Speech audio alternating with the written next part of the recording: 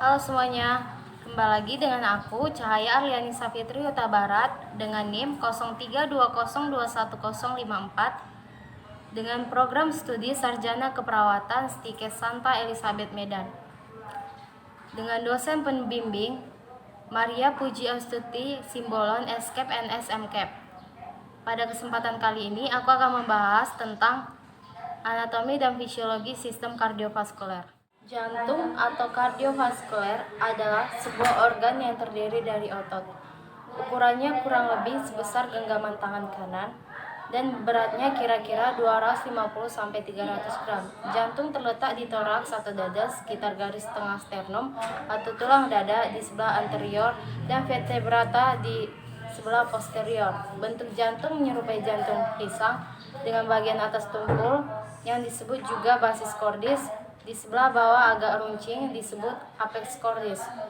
Kamar jantung terdiri dari sisi kanan dan sisi kiri jantung. Masing-masing tersusun atas dua kamar yaitu atrium dan ventrikel. Dinding yang memisahkan kamar kanan dan kiri disebut septum. Ventrikel adalah kamar yang menyemburkan darah ke arteri. Atrium adalah menampung darah yang datang dari vena. Perbedaan ketebalan dinding atrium dan ventrikel berhubungan dengan beban kerja yang diperlukan oleh tiap kamar. Selanjutnya kita masuk dalam lapisan-lapisan jantung. Yang pertama ada endokardium, merupakan lapisan jantung yang terdapat di sebelah dalam sekali yang terdiri dari jaringan endotel atau selaput lendir yang melapisi permukaan rongga jantung. Miokardium ini merupakan lapisan inti dari jantung yang terdiri dari otot-otot jantung. Otot jantung ini membentuk bundalan-bundalan otot, yaitu yang pertama ada bundalan otot atria yang terdapat di bagian kiri atau kanan dan basis cordis yang membentuk serambi atau auricular cordis. Yang kedua ada bundalan otot ventrikel yang membentuk bilik jantung dimulai dari cincin atrioventrikuler sampai di apex jantung. Yang ketiga ada bundalan otot atrioventrikuler merupakan dinding pemisah antara serambi dan bilik jantung. Lapisan jantung yang kedua ada perikardium, yaitu lapisan jantung sebelah luar yang merupakan selaput pembungkus yang terdiri dari lapisan yaitu lapisan parietal dan visceral yang bertemu di pangkal jantung membentuk kantung jantung. Selanjutnya kita masuk ke dalam katup-katup jantung. Katup jantung ini memungkinkan darah mengalir hanya ke satu arah dalam jantung. Katup yang tersusun atas bila-bila jaringan fibrosa membuka dan menutup secara pasif sebagai respon terhadap perubahan tekanan dan aliran darah.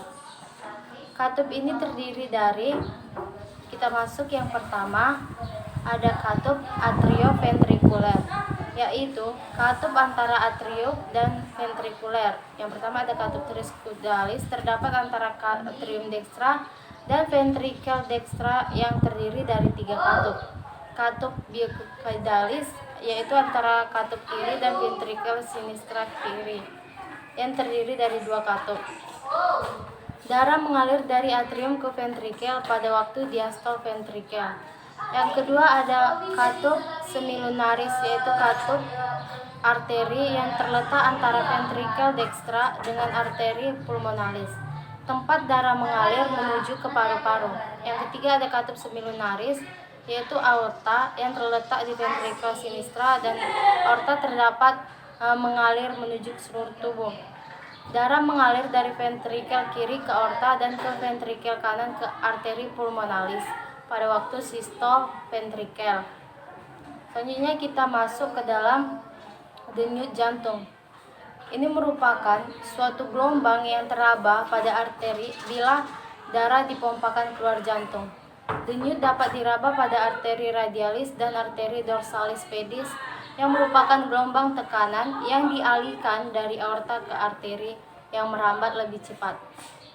Kecepatan jantung dalam keadaan sehat dipengaruhi oleh pekerjaan, makanan, emosi, cara hidup, dan selanjutnya kita masuk dalam siklus jantung yang merupakan kejadian yang terjadi dalam jantung selama peredaran darah.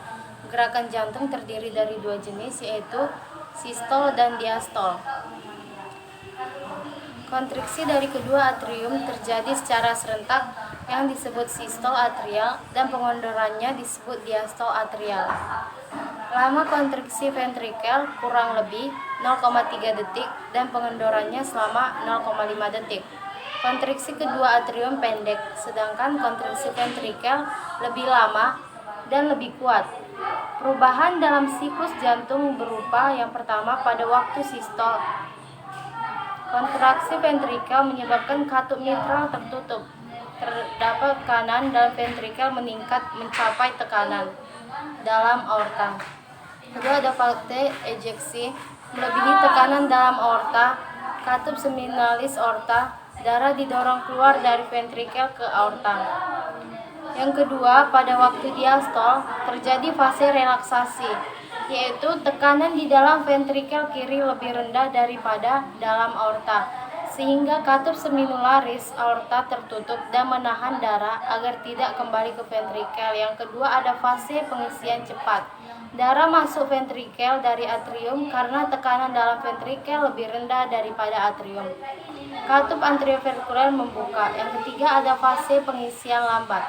Darah dari atrium mengalir sedikit ke ventrikel. Kita masuk dalam peredaran darah pada jantung. Yang pertama ada arteri, yaitu merupakan pembuluh darah yang keluar dari jantung yang membawa darah ke seluruh bagian atau alat tubuh.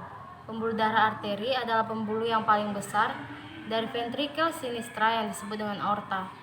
Pembuluh ini mempunyai dinding kuat dan tebal yang elastis yang terdiri dari 3 lapisan. Yang pertama ada tunika intima yang paling dalam yang berhubungan dengan darah dan terdiri dari jaringan endotel. Yang kedua ada tunika media, yaitu lapisan yang terdiri dari jaringan otot yang sifatnya elastis termasuk otot polos. Yang ketiga ada tunika eksternal, yaitu paling luar dari jaringan ikat yang berguna menguatkan dinding arteri. Yang kedua ada pembuluh darah vena, merupakan darah yang membawa dari bagian alat tubuh masuk ke dalam jantung. Bentuk susunan pernapasan pembuluh darah sama seperti pada arteri. Katup-katup pada vena kebanyakan terdiri dari 2 kelompok yang berguna untuk mencegah darah agar tidak kembali lagi ke vena. Vena-vena yang ukuran besar diantaranya vena cava dan pulmonalis. Vena ini mempunyai cabang yang lebih kecil disebut venulus yang selanjutnya menjadi kapiler. Pembuluh darah yang ketiga ada kapiler, merupakan pembuluh darah yang sangat halus dengan diameter 0,008 mm. Dindingnya terdiri dari lapisan endotel. Bagian ini terdapat kapiler rambut, kuku, dan tulang rawan. Selanjutnya kita masuk kepada daya pompa jantung. Dalam keadaan istirahat, jantung beredar 70 kali per menit. Pada waktu banyak pergerakan, kecepatan jantung bisa mencapai 150 kali per menit dengan daya pompa 20-25 liter per menit. Volume darah yang tepat sama sekali dialirkan dari vena ke jantung. Apabila pengembalian dari vena tidak seimbang dan ventrikel gagal menyeimbanginya dengan daya pompa jantung, maka vena-vena dekat jadi membengkak sehingga berisi darah dan dalam vena naik dalam jangka waktu lama. Kemudian kita masuk dalam bunyi jantung. Selama gerakan jantung dapat terdengar 2 macam suara yang disebabkan oleh katup-katup yang menutup. Bunyi pertama disebabkan menutupnya katup atrioventrikel dan bunyi kedua karena menutupnya katup aorta. Bunyi pertama berbunyi loop dan kedua bunyi dup. Bunyi pertama adalah panjang, yang kedua pendek dan tajam. Dalam keadaan normal, jantung tidak membuat bunyi lebih keras, tetapi bila arus darah cepat, kelainan pada katup, maka terdapat bunyi bising. Kita masuk dalam fungsi utama otot jantung. Yang pertama ada sifat ritmisitas atau otomatis, berkontraksi tanpa adanya rangsangan dari luar karena jantung dapat membentuk rangsangan sendiri. Yang kedua mengikuti hukum gagal atau tuntas. Bila satu sel otot jantung terangsang, akan memberikan jawaban berupa seluruh jantung kontraksi. Yang ketiga tidak dapat berkontraksi tetanik. Refraktor absolut pada otot jantung berlangsung sampai sepertiga masa relaksasi jantung. Ini merupakan upaya tubuh untuk melindungi diri. Yang keempat ada kekuatan kontraksi dipengaruhi panjang awal otot.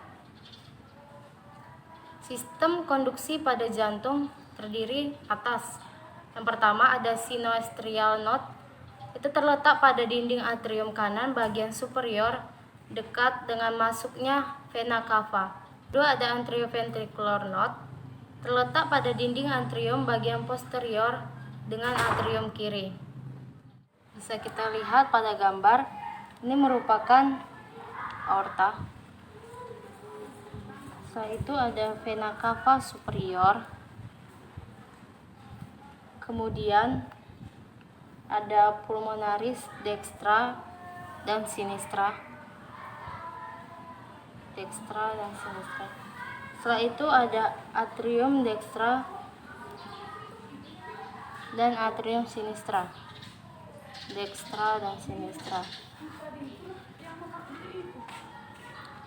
Kemudian ada vena pulmonaris dextra dan vena pulmonaris sinistra. Ini ya teman-teman. Kemudian ada vena cava inferior.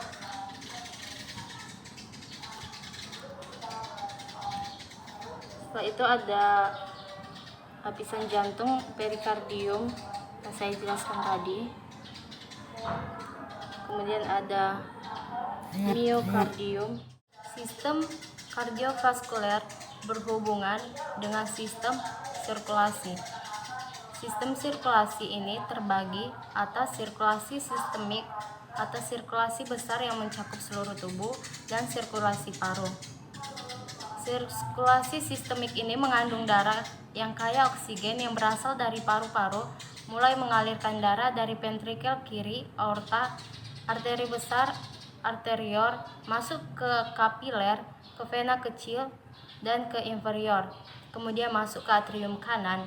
Sirkulasi paru dimulai dengan pompaan darah dari ventrikel kanan yang menerima darah dari atrium kanan menuju pulmonalis, yang bercabang menjadi kapiler alveolus, kemudian berkumpul di vena dan akhirnya masuk ke vena pulmonalis, dan dilanjutkan ke atrium kiri. Demikianlah materi yang bisa saya paparkan mengenai anatomi dan fisiologi sistem kardiovaskuler. Terima kasih, salam sehat untuk kita semua.